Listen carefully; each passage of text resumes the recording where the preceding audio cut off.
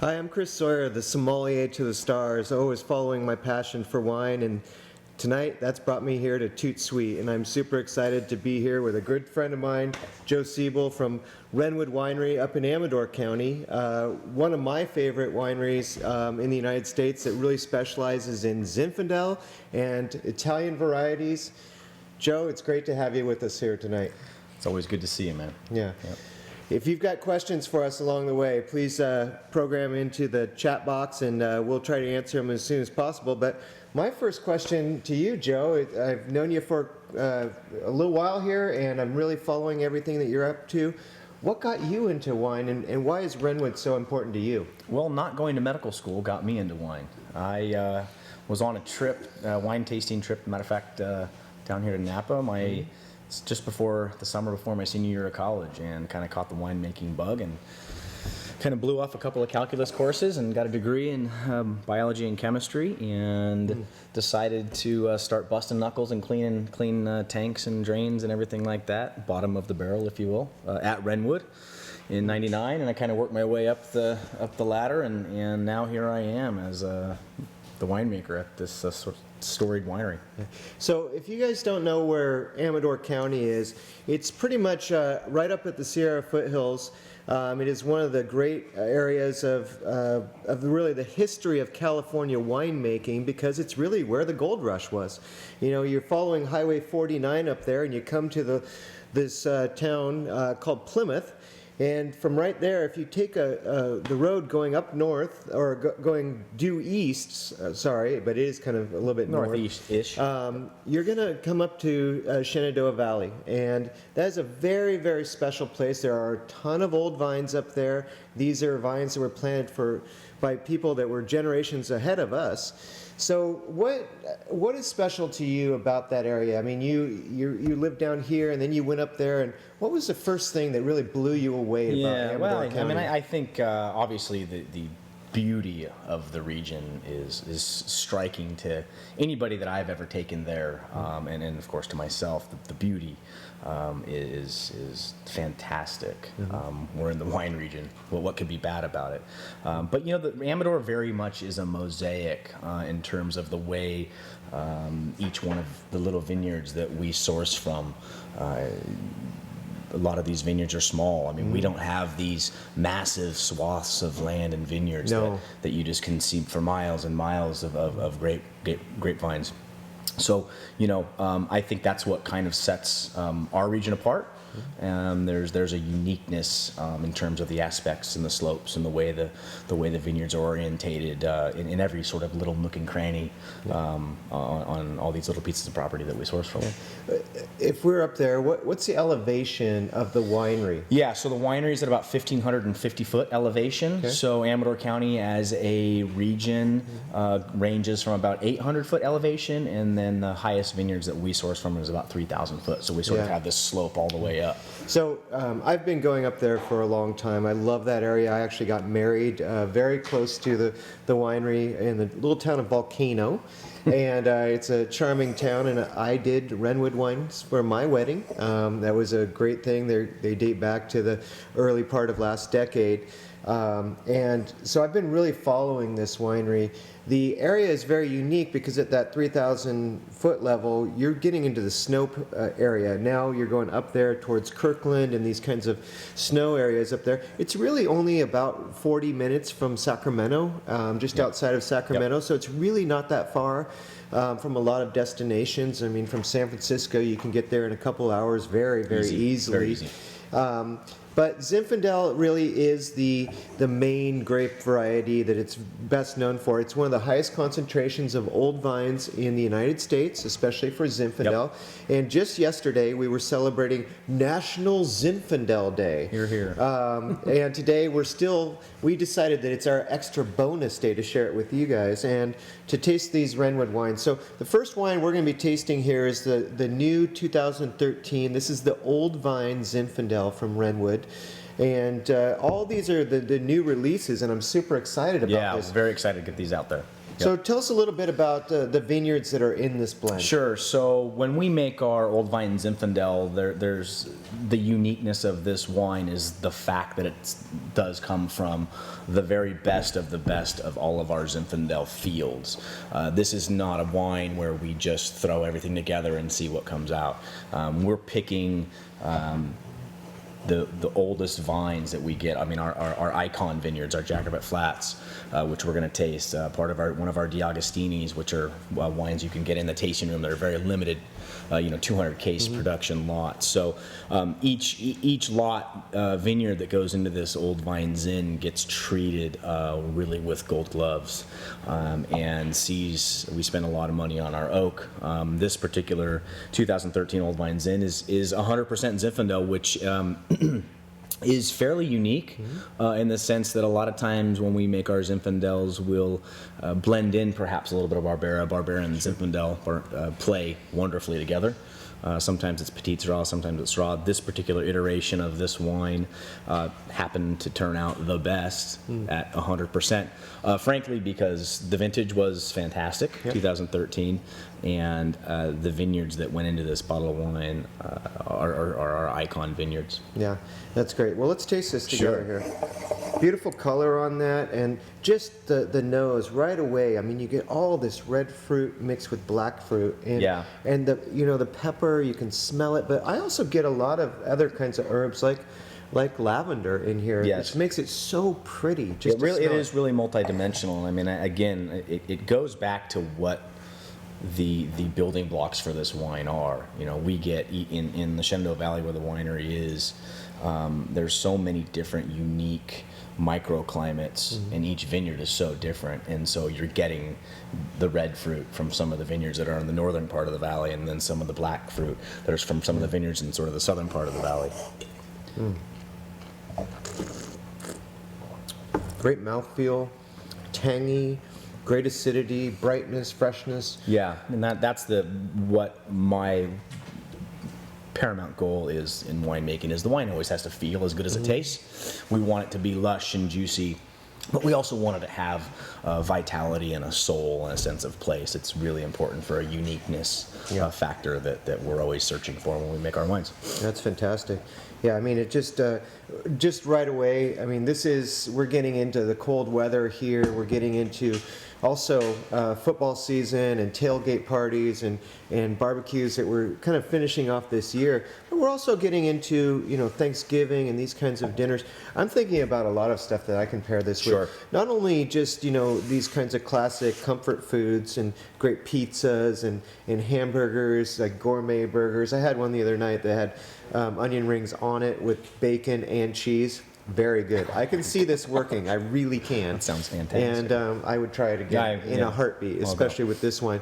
But also just the kind of spiciness here. I think it would be a very nice pairing with Chinese food, to be really honest. I mean, I think that's kind of another part of our challenge as a winery is, and a Zinfandel producer, is sort of to try to change the perception that Zinfandel are these big, powerful monsters, and to really show that there can be some vitality and there can be some delicateness in these wines that can go with things like you're talking about.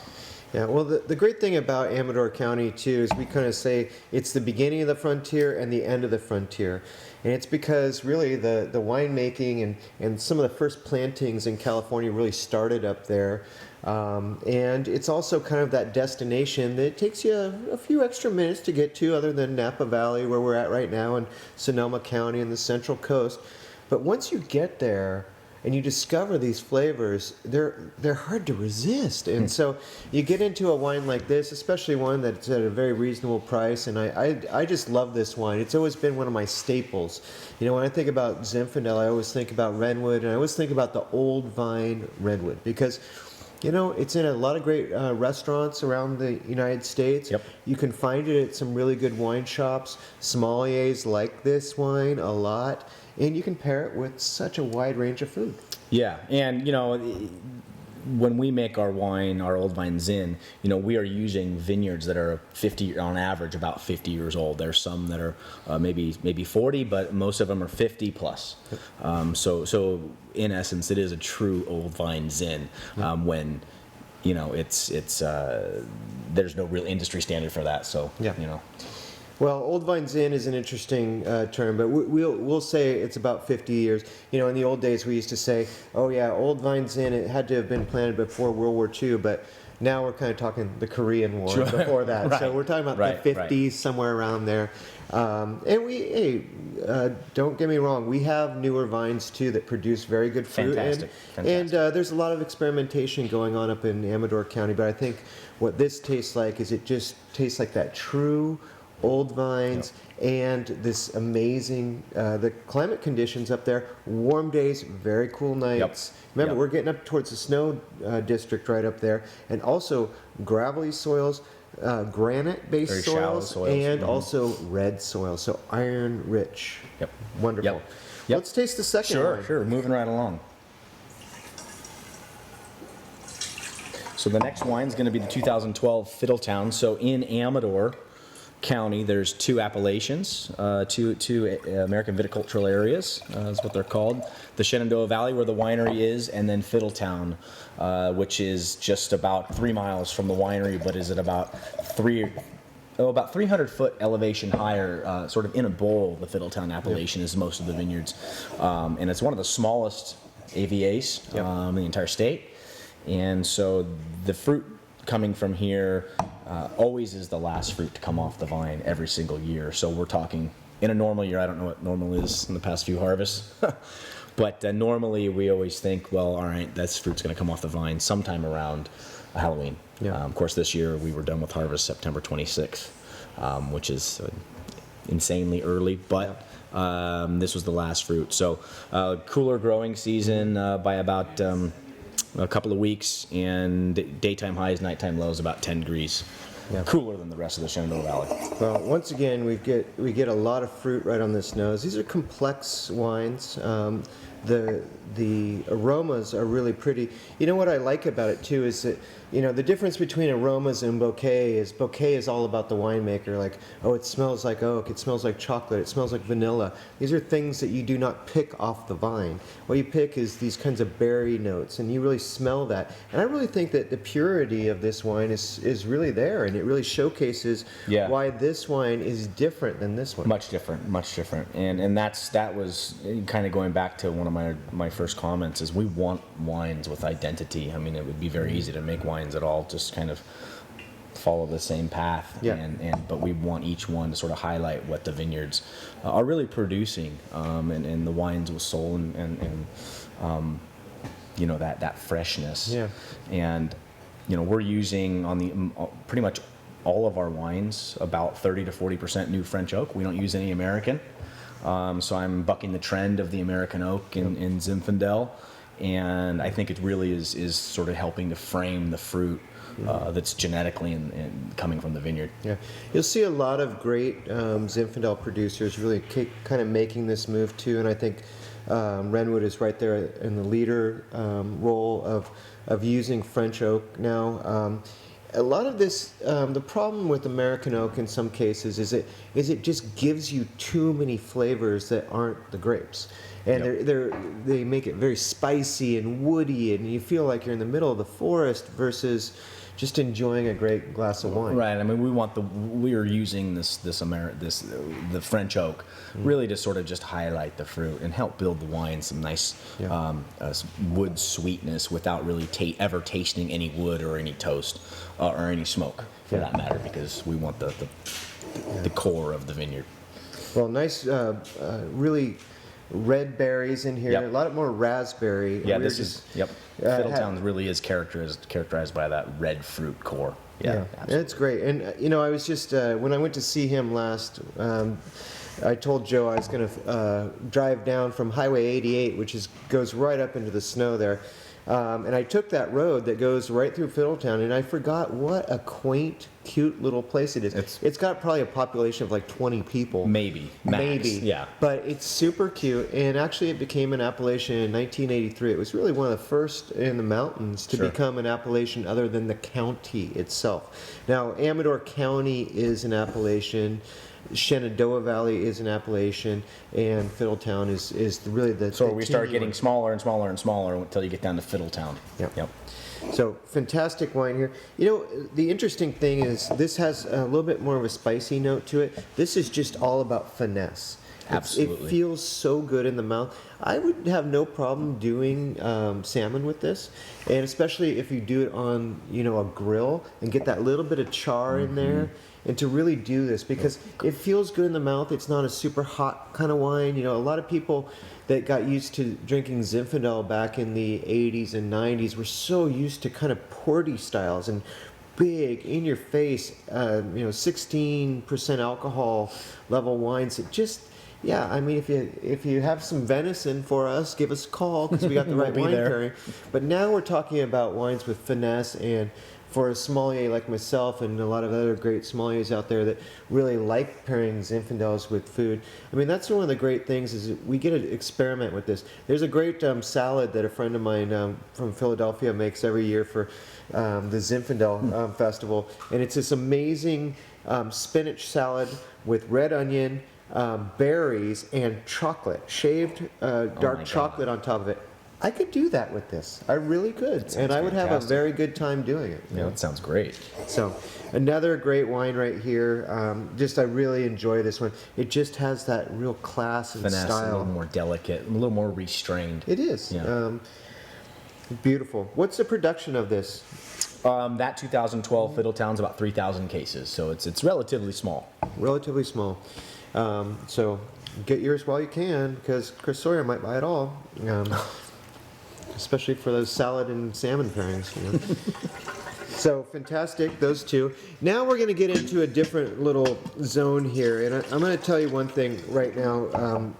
Joe and I both work with the Zinfandel Advocates and Producers, a great organization that really embraces all these wonderful winemakers like Joe and Renwood Winery that really stand for the genius of the Zinfandel grape and preserve these old vineyards. When I talked to them, they wrote me a text today and said, you know, Chris, yesterday was National Zinfandel Day, but last night they were enjoying a bottle of the 1998 Grand Père Vineyard Designate from Renwood, and they said it was amazing. And I've had many experiences with Renwood wines from these older vineyard designates, and we're going to taste this D'Agostini right here, and tell us a little bit about this vineyard, what makes it so special. Excuse me. So, when we move into our vineyard designate wines, we're really choosing these wines based upon their virtues and their uniqueness, their location and proximity from one another, and we choose these wines based upon those virtues and those values. They stand apart. So the D'Agostini Vineyard really is one of the icon vineyards. All of our vineyard designates are. And this vineyard is really unique. So it sits on top of this hill. And the vines just kind of, if you look at it from a distance, the vines just kind of drape across this hill. And you know, very old vines. These are about 90 years old, and we're having very, very small. Once the vines start to get really old, their yields start to diminish dramatically, and also their cluster size starts to get smaller and smaller and smaller. And you know, we're talking fist-sized clusters on most of our old vines in. So We're talking measly clusters, like little itty bitty little things, and you're kind of going, all right.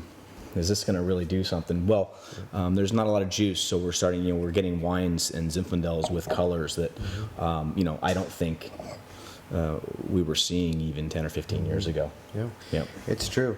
This one's very dark. It's beautiful. And this one, you can just smell it. There's just a little bit more pageantry to this one, deeper kinds of aromas, robust. I mean, More black fruit, sort of more plum skin and blackberry sauce. Yeah, absolutely. I'll tell you a fun story about Joe and I too. Last year we got together, good friend Ziggy, the wine gal's house, and we wanted to treat him to a special dinner. We had all of us had bought this weird package of blackberry jam. It was Himalayan blackberry jam, and we all made certain courses to go with this meal, all with some blackberry jam in it. And we tried these wines, not these vintage, but we tried them with blackberry jam. I think mine were the stuffed mushrooms, and then we made duck with it. We made all this stuff. and how fun it was to really experiment with these wines and those types of food. Yeah. That was really quite an evening. Riot. Yeah, that was And you can do that at home one too. to remember for sure. So anyway, this D'Agostini, as well as all of our vineyard designates, we only make about 200 cases each year, so we'll go through each lot. We'll select out the barrels that we want to make the cut. And this one happens to be about 40% new French oak on this, and then the balance is, one use French oak. Yeah, this wine, sometimes in the industry we say it's got a little tension to it, and this has got a lot of structure. There's a lot of berries, and it's also got this great acidity in here. You know, it's a youngster, yes it is, and it's going to open up the more it gets in this glass. This is kind of like your decanter here. You'll see we used a decanter on the last one, but this is your decanter for this wine. And this is my kind of wine to watch a great movie with. You know, my movie pairings are really fun, but the fact is they've got to be wines when you sit down and you open that bottle, they're one kind of character to that wine. Sure. But the longer you sit there and you sip on that second glass, it becomes something different. And this wine is opening up quite a bit It's really fun to right see now. the evolution of these wines as they sit in the glass over a period of time. I'm really enjoying this, and just the first sniff we had before we started the show, it was still a little bit closed. Now it's like blossoming. It's just like one of those great characters in the movie. I always call it fleshing out. The wines sort of getting a little bit a little more meat to them, a little more texture.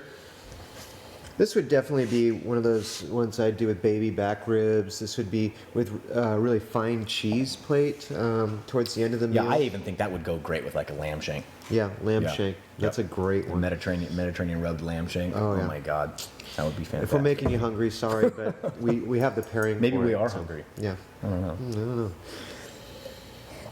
Fantastic. What are some of your favorite pairings with these kinds of wines? Well, lamb shank number one. I mean, who can go wrong with the filet mignon? And honestly, the ribs. I mean, I think the thing is these wines can be paired with really sort of higher class foods, if you will, foods that would be classified as really fancy. It doesn't really have to be. Paired with burgers and fries and things like that. I mean, these are, I'm making these wines, my team and I are making these wines to really elevate the stature of Zin, to go with things like you're saying, like salmon and other sort of heavier sort of maybe fish dishes. Yeah. I think this would be really nice too with some of these more fusion types of foods.